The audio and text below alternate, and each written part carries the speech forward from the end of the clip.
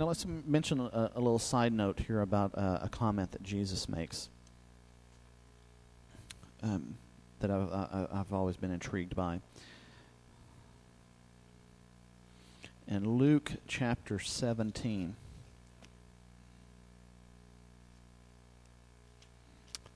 and probably if there's any scripture where Christ makes a statement that gives any indication as to a gay relationship or something of that context, this is the only one that I have been able to find that at this point.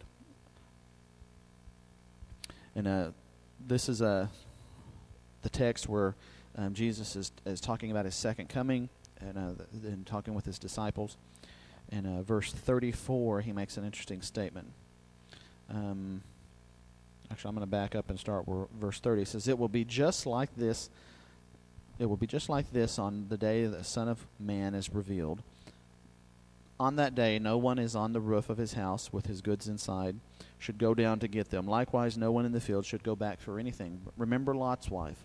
Whoever tries to keep his life will lose it, and whoever loses his life will preserve it. I tell you, on that night," the NIV says 2 people, the King James says 2 men, "will be in one bed, one will be taken and one left." If you go back to the original Greek, the King James in this instance is actually the more accurate. The word that is used is aner, A-N-E-R. And the word literally means a male, a man, as in a fellow husband or a male individual. So Jesus says that there will be 2 men, 2 males in one bed. One will be taken and one will be left, talking about his return. Now, I think that's pretty clear. I don't think it takes a lot to infer that, what were the 2 men doing in one bed. That doesn't take a genius to figure that out. And Jesus says that, basically he says that, that has nothing to do with it.